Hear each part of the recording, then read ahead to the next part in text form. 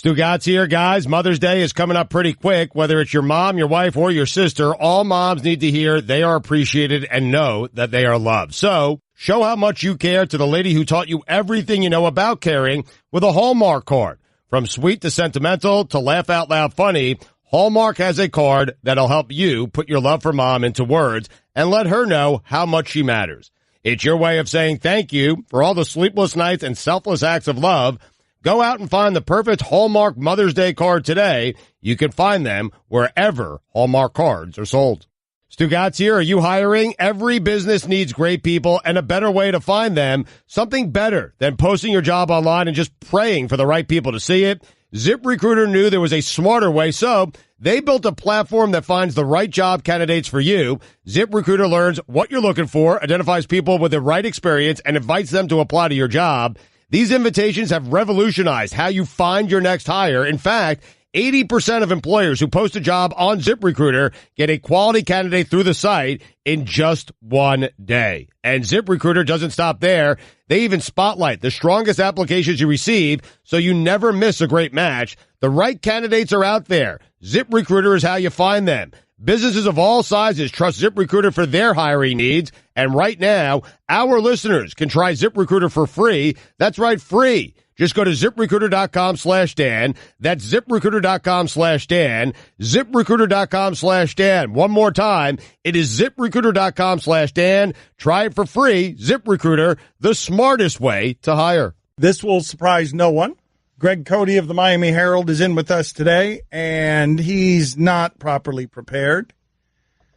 He sent a very brief list of topics that he's prepared to talk about on his way in via text. Right.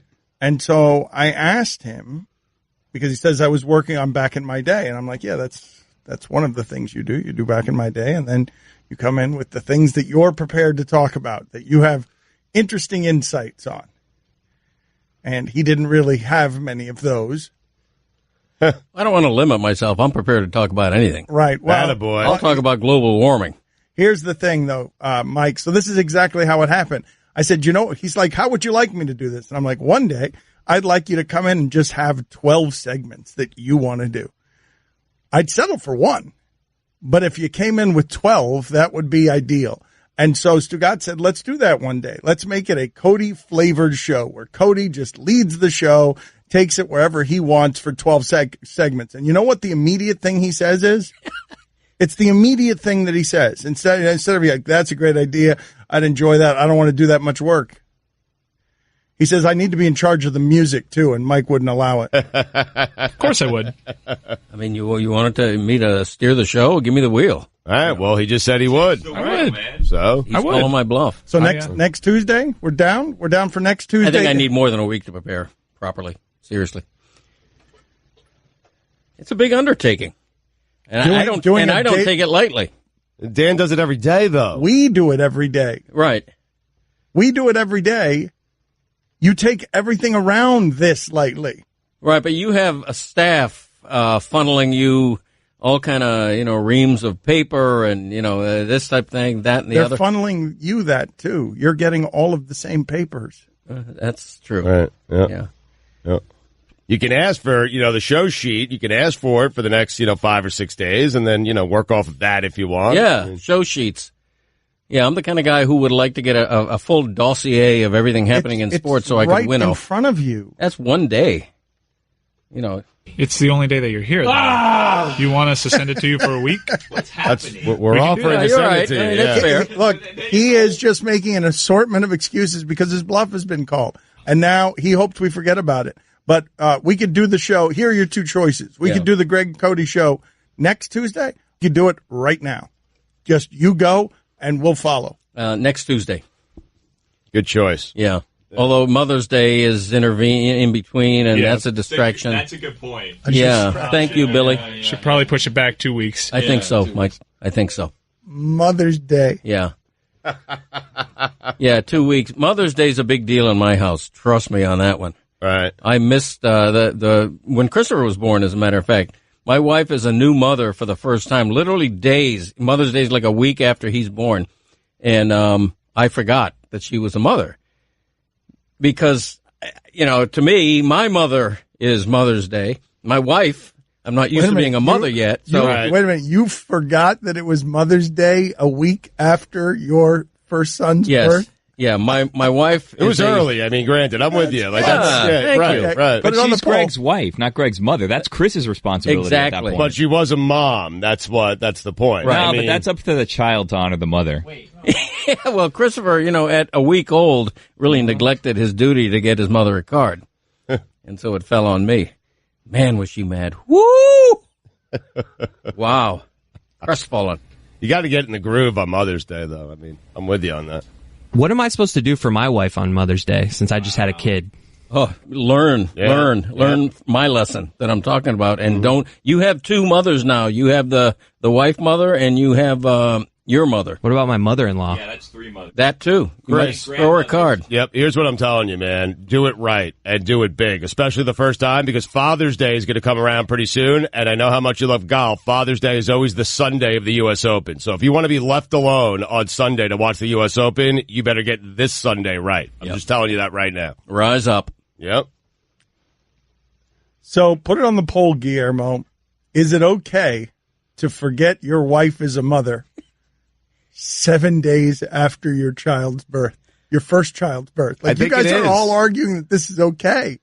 And I'm flabbergasted by what it is that you're saying. And it's one of those times that I wish that Allison wasn't hiding in the shadows and we had a woman's voice on this show, because this is such the male perspective. The idea my guess is that that's deeply offensive, that after a week after the birth of your first child, that you forget to celebrate your wife's Mother's Day. I mean, it's a busy time for Greg, too. I mean, first time he's a dad. There's a lot going on in his life. He's not used to getting his wife a Mother's Day gift. No, I understand how the mistake gets made. I'm saying it's not quite excusable. No, in 1987, Mother's Day was on May 10th. Chris was born May 20th. So he had a full year to remember Mother's Day. That's okay. If you're going to put it like that, it was close to a full year. I got my dates mixed up. Nevertheless, in the hurly-burly of, in the first, Changes everything. Is everything. The first year of being a parent is a hurly-burly of all kind of activity. Hurly-burly is very high on our totem poles of tension. But I love if you put it like that. What, the truth? Like, what do you mean if you put it like that? Wait a minute. Last week, we established a hierarchy, a totem pole of how tensions escalate by vocabulary. I remember hurly-burly being on the extreme high end. Yeah, it's very high. Billy Shakespeare had it a step below war. Yeah. Or was it the low end? So, Greg, Burley. listen to this. These are from the bottom up, escalating tensions. Look how high hurly-burly is. Or top down? All right, I'm confused. Where am I starting? Bottom or top of the totem pole? At the bottom. You start with the softest. The bottom is the most important. Bottom is most important. Totempole.com, man. Bottom is most important. Most important. They spend start at the bottom. Start with shenanigans. No, chicanery. Start at the top. Chicanery is the top. Yeah, that's the top. All right, so we're starting with the top of the totem pole. Shenanigans is the bottom. Shenanigans is the bottom. No. Spoiler alert. No. Chicanery, hijinks, malarkey, skullduggery, shenanigans, tiff, spat, quarrel, tomfoolery, skirmish, fracas, hullabaloo, ballyhoo, dust-up, brouhaha, Armageddon, agree to disagree, gloves off, fisticuffs, kerfuffle, hubbub, hurly-burly. There it is. Slobberknocker, Donnybrook, riot, war, Palace of Auburn Hills. How do you go from brouhaha to Armageddon? How do you make that leap? I mean, Really? and then from Armageddon you go to hullabaloo. Hold on a minute. You actually went from Armageddon to agree to disagree. I want to hear the agree to disagree sandwich. I want to hear what is on the top and the bottom of the agree to disagree sandwich. Okay. All right. Agree to disagree sandwich. You go brouhaha Armageddon, agree to disagree, gloves off, fisticuffs. At any rate, the first year of parenthood is a real hurly-burly. And so things, fall between the cracks. One of them was a Mother's Day card. Mm-hmm. She forgave me eventually. You're still talking about it 30 years later. That's true. I'm trying to teach a lesson to my offspring over here because he's approaching the same situation. I don't want him to forget. Has grandfatherhood changed you? Made me even better than I already was. It's unbelievable. You got to be the best grandpa, man. You really do. Not yet.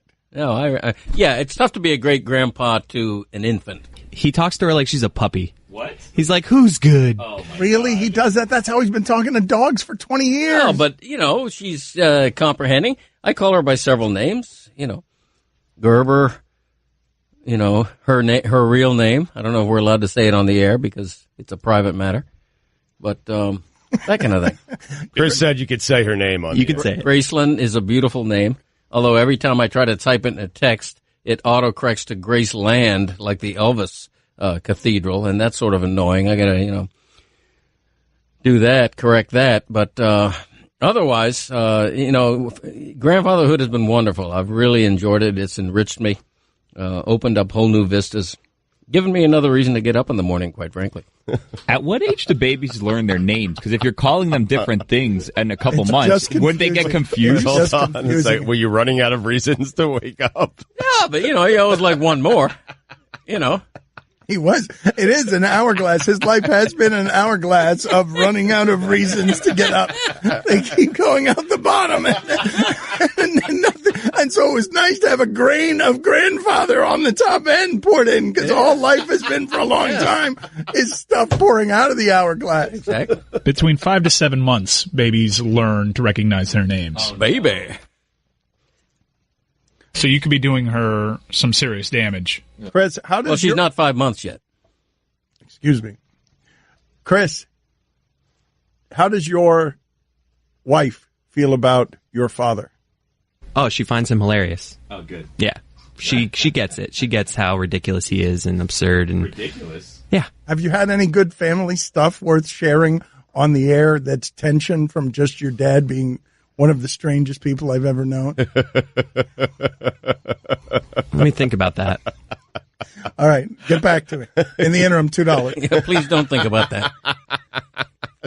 What's on your text of things that you wanted to talk about, Cody? Man. Well, bonjour, je suis renevue. I mean, I just got back from 4 days in Montreal. Go to commercial, Mike. Hi, everyone. Stugotz here. Support for the Dan Le Batard Show podcast comes from our friends at Rocket Mortgage by Quicken Loans. Chances are you are confident when it comes to your work, your hobbies, and your life. Rocket Mortgage gives you the same level of confidence when it comes to buying a home or refinancing your existing home loan. Rocket Mortgage is simple, allowing you to fully understand all the details and be confident you are getting the right mortgage for you. To get started, go to rocketmortgage.com/Stugotz. That's rocketmortgage.com/Stugotz, STUGOTZ, equal housing lender, licensed in all 50 states, NMLS consumeraccess.org number 3030. Dan Le Batard. So now what is happening with your wife? Divorce is happening. I took my wife's truck to lacrosse practice last night. She said, listen, I'm low on gas. Please fill it up. Oh, no. But I'm thinking to myself, I'll just fill it up on the way back. Suddenly it's 8:30. Practice is supposed to be over at 8. My daughter had homework. Monday Night Football's about to start. Bingo. Stugotz. I said, listen, you have more than enough gas to get the kids to school in the morning and get to a gas station and get gas and then come home. She said the thing was reading, you have 4 miles of gas remaining. Right. The school, by the way, is about 14 miles away from the house. Oh, no. I am still not certain if she got the girls to school. I'm not certain if she got home. She called me at one point frantically saying, what do I do when I run out of gas? It says 2 miles to go. She could be surrounded. I said, walk to a gas station. This is the Dan Le Batard Show with the Stugotz on the ticket. Bonjour, je suis revenu. I am so happy to be back after 4 glorious days in Montreal in the Mont-Royal neighborhood of Montreal, Quebec. What a glorious time it was. 4 straight days of eating poutine, French fries slathered in gravy and cheese curds. Alouette, gentil, alouette, alouette, gentil plumerie.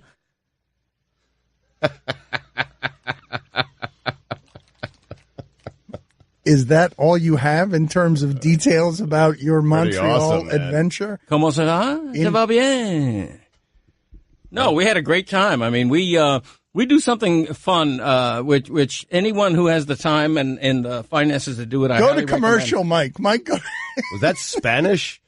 ¿Cómo se va? Se va bien. That sounds like that's exactly how you would say it in Spanish. Is that right? That's not French. ¿Cómo se va? Se va bien is Spanish. Okay, well, hang on. Were you speaking Spanish? I may have been by mistake now that you mention it, because I think it's comment allez-vous in French to say, or perfunctory, comment allez-vous, something like that. Mm-hmm. Let us say. I'm just learning how to order a check in French, so you got to bear with me. I'm not fluent. I don't even speak conversational French, but we met a couple of friends. My wife and I met a couple of friends in Montreal and just had a glorious 4 days. I love being in a bilingual city, which is one of the many reasons I love Miami, but also it's neat being in Montreal where the first language is French, not English. Good times. Love Montreal. Isn't it great? Yeah, St. Catherine Street, huh? Yeah, as a matter of fact, our hotel was right near St. Catherine and Drummond.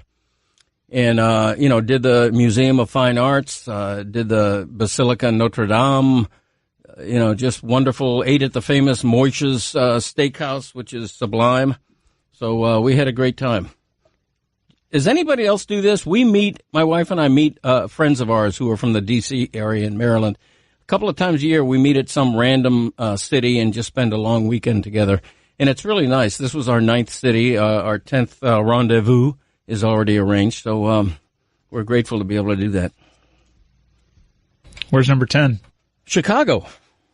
Yeah, I would have picked Providence, Rhode Island, but we narrowed it down, and I lost the final vote. Why Providence?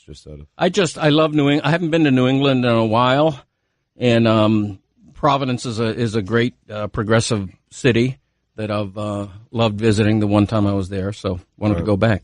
So the wife said Chicago, and that was it? Yeah, she's into Chicago, and so was the one of our other party, so that's where we'll go. Windy City. Mm-hmm. Windy in it. Alouette. Everybody chante Alouette. Alouette chante plumerie.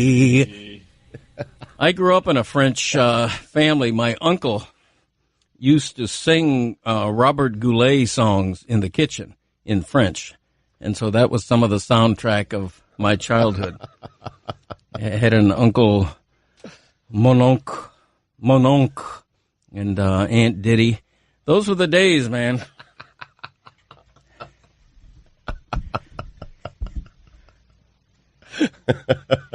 What else you want to know about Montreal? I want to know more about Aunt Diddy. I think her name was Edith. I'm not sure why we called her Diddy. Makes sense. Yeah. Edith. Right. Diddy. Edith, Diddy, yeah. Diddy or didn't he? That was the joke growing up. Robert Goulet, man, just a handsome devil. Wasn't he? Really oh. is, yeah. What are the songs that he would sing? Yeah.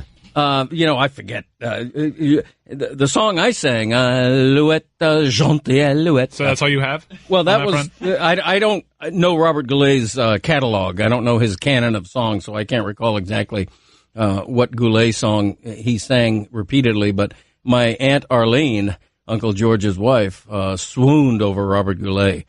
He was a heartthrob in, I guess this would be the early 60s. I don't know. Is Goulet still around? No, he died. Yeah. Oh, I'm sorry. Yeah. Wasn't he in Condolences to Beetlejuice? the Goulet family. What? He was in Beetlejuice, right? Now that's a French name. Cote is a French name. You look up, if there were phone books anymore, if you look up a Montreal phone book, my surname would be like Smith or Jones in the Midwest. I mean, Cote is such a common name. I make a reservation at Moish's under the name Cote, and it's like gold. You know, The heady play. They knit a red carpet just for me and my party to walk in because I'm a Cote in Montreal. You know, it's a marvelous thing. It's magical. Bob Goulet died 11 years ago. I'm sorry to hear that, man. He was never, he was in league with Sinatra and Tony Bennett and those guys, but he was like a B-list Sinatra, right? Am I right? Goulet? Cote means coast in French, huh? It does, that? Yeah. And in Spanish, I think. What does Cote mean in Spanish? I think it means coast. Coastal. Coast. Home.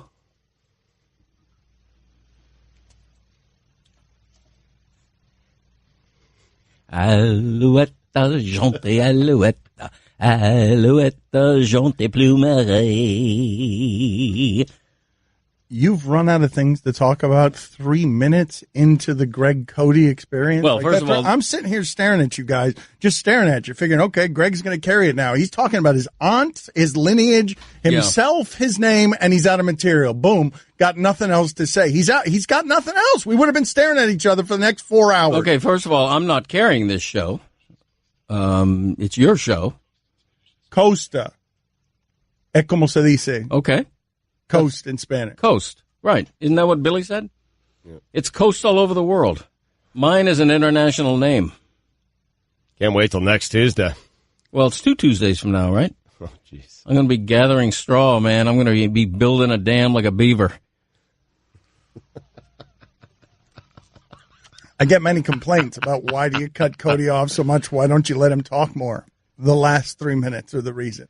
He has no governor whatsoever for what others find interesting. It's just for what he finds interesting. And what he finds interesting is himself. Well, I'm interested in people, so maybe people are interested in me. That's my governor. That's the way I go through life. I show concern and interest in other people. Maybe they would do the same and favor me with that same consideration. If somebody introduces themselves to me, and they say, hi, I'm Jack Smith. I'm like, really? Where'd you get that name? That type of thing. I'm leaving the room, okay? I'm leaving Someone the room. just texted in saying they're in actual physical pain. I'm leaving the room. I'll let Cody. Nobody else speak.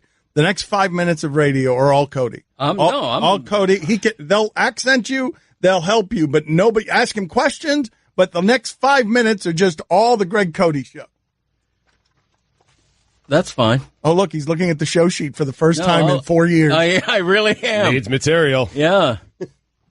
Harry S. Truman would have been 134 years old, by the way.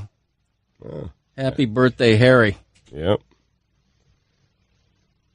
Happy birthday to him. I don't care. Good luck.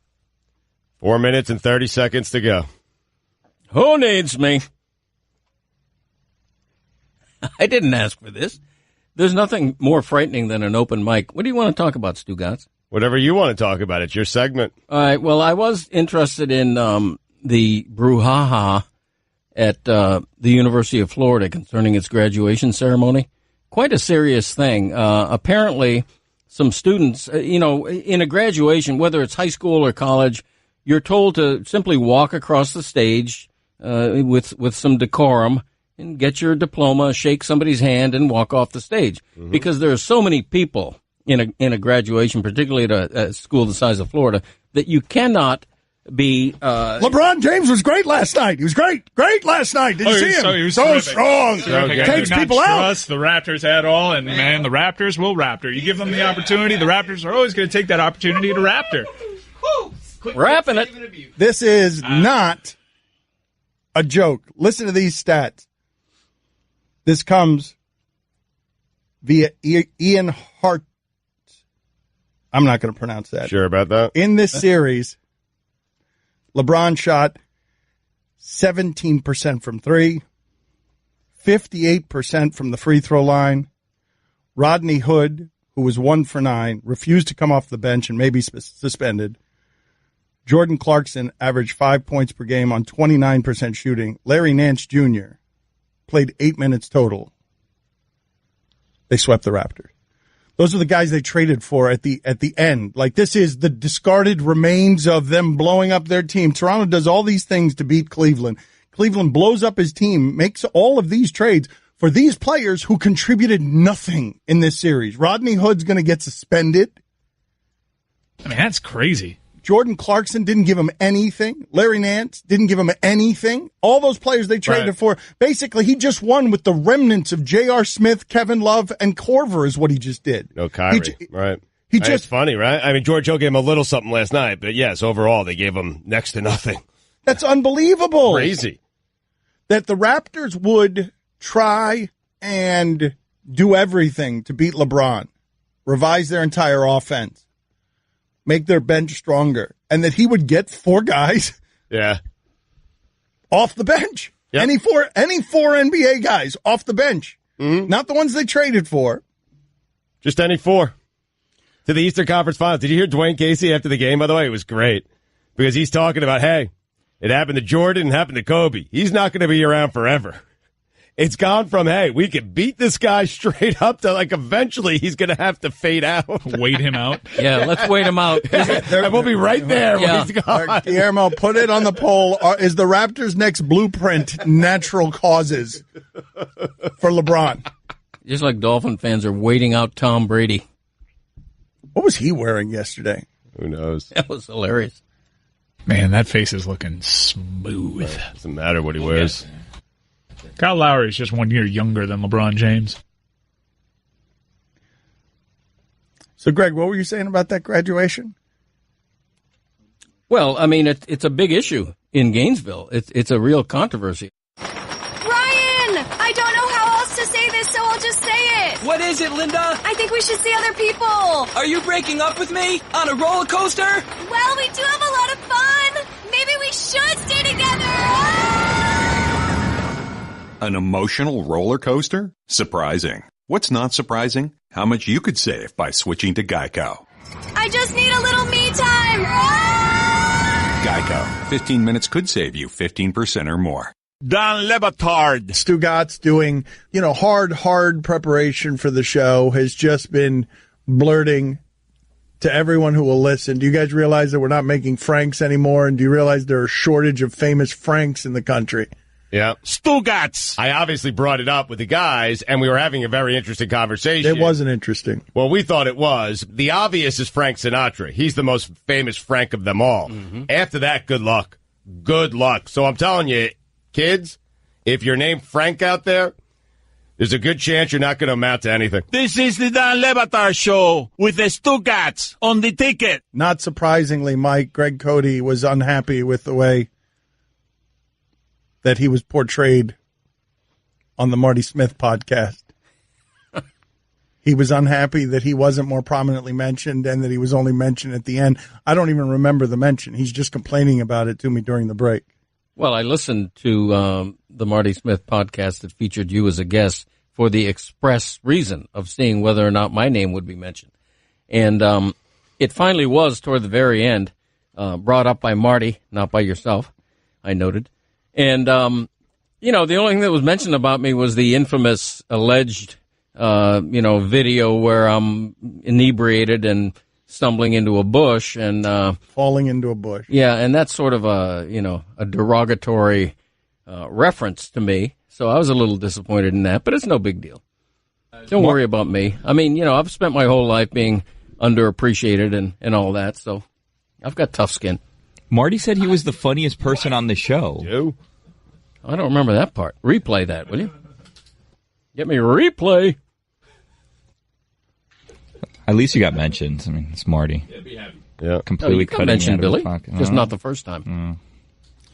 I mean, aren't you happy that you were just, you were mentioned? I mean, national podcast, ESPN. Yeah, well, I would have expected to be, quite frankly. You know what was funny? I noticed the other day we did one of our ridiculous things where Mike is DJing through sounds and whatnot.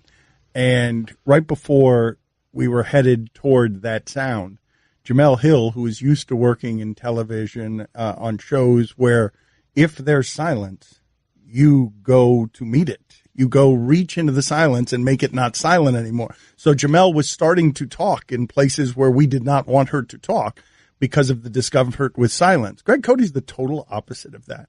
I will look at him any number of times in a silence, expecting him to speak, and he's drinking vigorously with his head thrown back where he couldn't speak even if I'd asked him a question. Silence doesn't faze him. But it's not that it doesn't faze him. He doesn't understand that you can't go 7 seconds of silence in radio without someone speaking before, people yank you off the air. You don't understand when to speak here. Well, here's the thing. Would have been pretty funny if you'd left that silent. I took an art class, a couple of art classes in high school and college, and one of the things you learn about is the use of creative white space. And I think in the audio realm, creative silence is also an advantage. It's another paintbrush in the artist's hand is to paint. So artistry is what we're Yeah, it witnessing. really is. Yes. In silence, there is creativity. So when Dan throws it to you for some sort of response or reaction and you're drinking your coffee, you're chalking it up to art? Yeah, it really is. It's like sometimes you go into a museum of fine art and you see a large canvas that is completely blank, completely white, with a small black dot in the upper left-hand corner. Art. Stugotz, listen to me. Yeah. Every week he has to send me the things that he wants to talk about. You know what he sent me this week? It was his French vacation and this Marty Smith podcast. Oh. That's it. He is officially out of material. Yeah. We got to everything. He is tapped out at 9:38. Notice that he doesn't want to talk about anything in sports. The things he wants to talk about are just himself.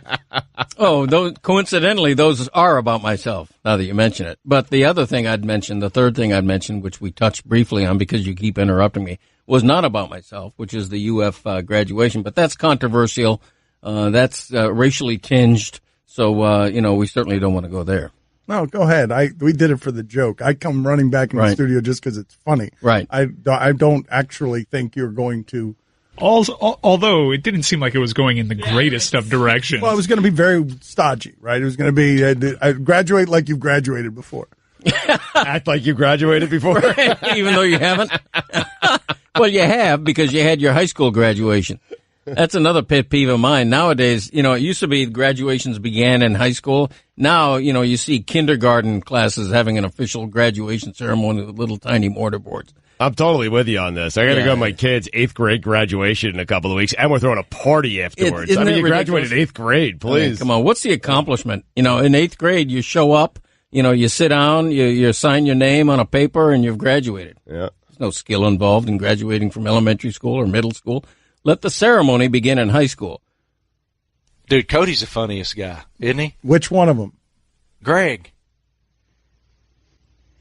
Cody's the funniest guy, isn't he? Yeah, and all you heard is drunken video references.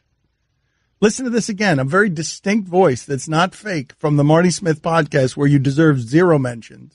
Dude, Cody's the funniest guy, isn't he? Which one of them? Greg.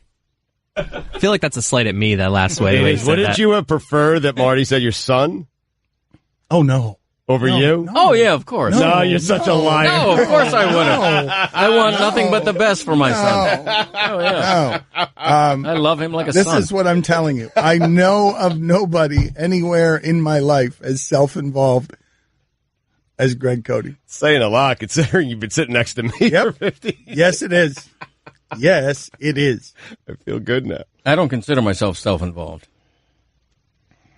That's not a cloak I wear comfortably. Yo, chicken time. What? Oh, are you kidding me?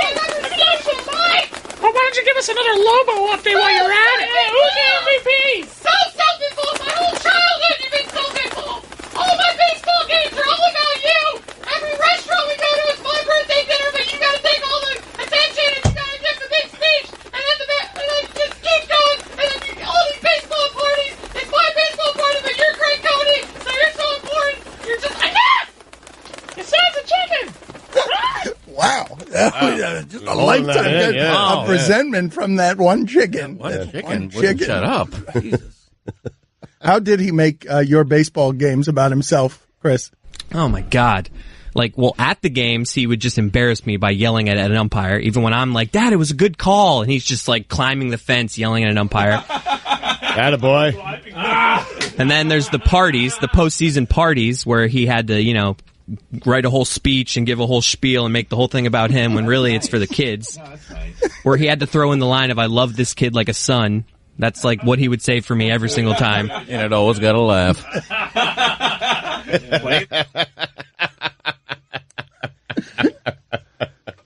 What's this Father's Day event? I'm getting emotional. What's this Father's Day event that the Cotes are doing? It's still developmental, and I thought that was clear when we discussed it in the commercial break. But we're still talking about this thing. Mm-hmm. But there is a Father's Day event in the works. Well, the reason I brought it up is because I think it's funny that my father is boycotting 790. The Father's Day event used to be with my father. My father's just boycotting everything 790. He got mad at some payment schedule. My father's being a diva, too, about that. Wow. What's your father doing? Just having demands for things. And then I go to him and I'm like, this is also about like us too, like in the shipping container. It could be good for us. And then he's just like, oh, wait. Okay, I'll do it then. I'll do it. I readily agreed to do it after the price was right, after I was assured that the meal was thrown in, maybe a couple of cocktails. You haven't agreed to terms yet. That's true. We're still negotiating. Right, but principally. But that's how you negotiate. That's why you're the genius that you are. You're silent when you shouldn't be, and you aren't when you should. Exactly. It is amazing. Mm-hmm. You just agreed to terms on air when we're not done negotiating. I don't believe I did agree to terms.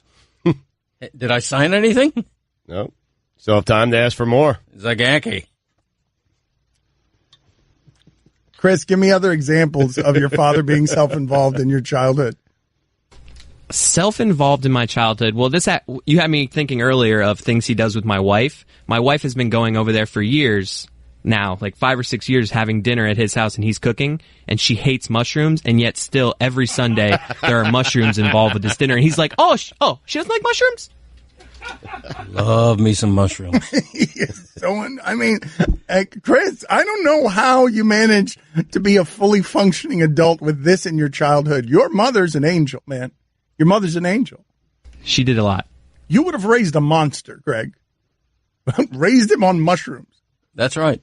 Well, Christopher's wife, who I love, is a little finicky in the culinary area, and so it's tough to keep track of exactly what she doesn't mushrooms like. Seem pretty simple. Besides mushrooms, though? Mushrooms seem pretty simple. I'm going to know that for the remainder of my life. Well, I'm a big shrimp fan. I love me some shrimp. She's allergic to shellfish. So she says. She just doesn't like my shrimp.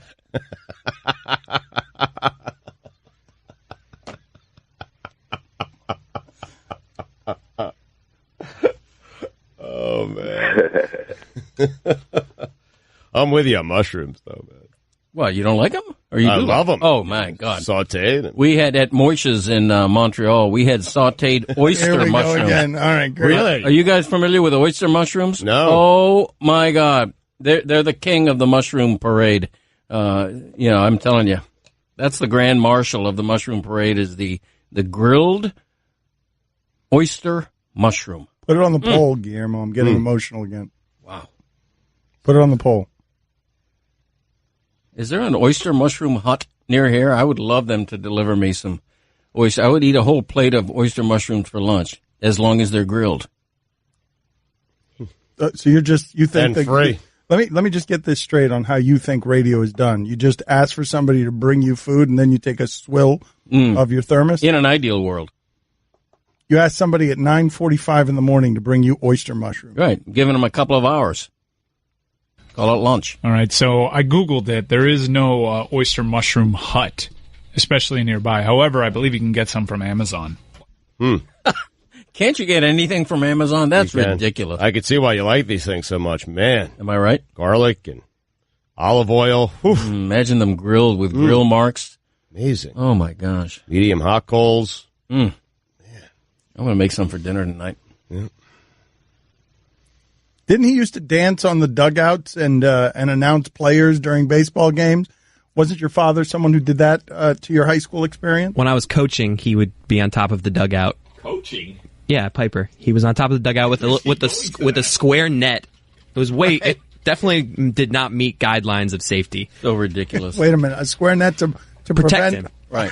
I'm up there doing my DJ thing. I'm playing songs. Terrible songs. And Christopher... Songs no high school kid wants to hear. Christopher, instead of coaching, instead of being the third base coach, Christopher's looking up at the dugout like wildly, gesturing against the songs I'm playing instead of coaching. That's so embarrassing, Greg. It was embarrassing to me. Oh, no. It's a lack of gratitude on Chris's part. Why was his dad even there for games he was coaching? Those aren't important games in Greg's life, and he's there supporting his son. The microphone is the answer to your question. Playing music. Billy, the answer to your question is the microphone is the reason he was there. A safety net on a dugout so that you can announce the starting lineups? Come on. Come on. That's Greg Cote trying to live vicariously through his unathletic son. That was a demand of his too. He demanded to be on the dugout because he didn't want to. He didn't want to be amongst the folks. He wanted to be above. He's a star, man. Yeah. Well, the only thing I insisted on is that the starting lineups be brought to me. I didn't want to be, chasing down some coach in a dugout saying, "Hey, how does the shortstop pronounce his name?" I don't do that. Right. It's a fair request. Yeah. Going out of your way like that. But I tried to give the kids a professional experience. I tried to play great music. Put this on the poll, please, at Batard Show. Who should be more embarrassed by Greg Cote playing old songs on top of a dugout with a safety net? Greg Cote or his son? Are you crying again? I can't believe how much damage he did to Chris Cote's childhood. Ladies and gentlemen, now batting for the South Plantation Paladins, shortstop number 17, Bobby Riffle. And then what would happen, Chris? He'd put on some music. He'd put on some Creedence Clearwater Revival. Yeah, right. And then we'd score 6 runs. He'd be like, the Paladins opened up a 6-pack. Yeah. I love it. You have a little fun. You would be a great, in-stadium announcer. Kenny Walker did that for you. You would be fantastic. You got to have a little fun. Yeah, give us another taste. Yes. And now, pitching. Taking the mound for the Paladins, number 24, righty Alex Sanchez.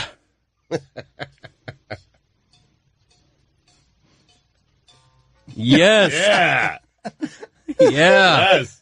Hold on, let's do the whole lineup. I want to do the whole lineup. I don't know. I don't remember. I want to know. Let's do as many as you can. You want 10 Creedence Clearwater songs? I want Mike to make us laugh. I want the punchline in all of these to be the song that Mike chooses from the Greg Cote catalog as Greg Cote torments high school kids by playing music they would be embarrassed by. All right, you can't remember all the kids? I'll make up names. I used to play center field. No. Guillermo has a good idea. You can announce all the people on the show. Is he unbelievable or what? Yeah. Giving Mike advice. No, this is all about laughing at you. It's not about recreating the artistic experience through an artist's rendering so the audience could be there with you. It's simply to mock you. Okay. I take it seriously. And now the starting lineup for the Piper Bengals, playing first base, Norm Cash. The second baseman, Mike Andrews. The shortstop, Rico Petroselli. And at third base, Joe Foy. Catching, hold up, Elston Howard. And that's the other thing. He's just naming players from the 1960s. It's just. If anything, this proves how hard it was. Greg was able to do all this by himself. Thank you, Billy. Good song. He appreciates me. In left field, Paul Ratke. Mike, I could do the whole show this way if the only problem is that Greg's not going to learn the timing in the next 3.5 hours. He's going to need till next Tuesday. The center fielder, Bilbo Baggins. I love the idea of your cleanup hitter. Your cleanup hitter coming out to this as walk-up music. These are better songs than he would play, by the way. Oh, really? Really? So, wait a minute. So, Mike, even trying to choose Musty and Awful is not choosing Musty and Awful enough. Well, help your father, help your producer as well. Go ahead, Greg. And in right field, Reggie Smith. All right, we got 30 seconds left. Let's see if we can get the timing down on this. Mike, do you have any Goulet? Do you have anything from the Goulet catalog? Now! Starting pitcher. Alouette, jante, alouette, alouette, jante, plumerie.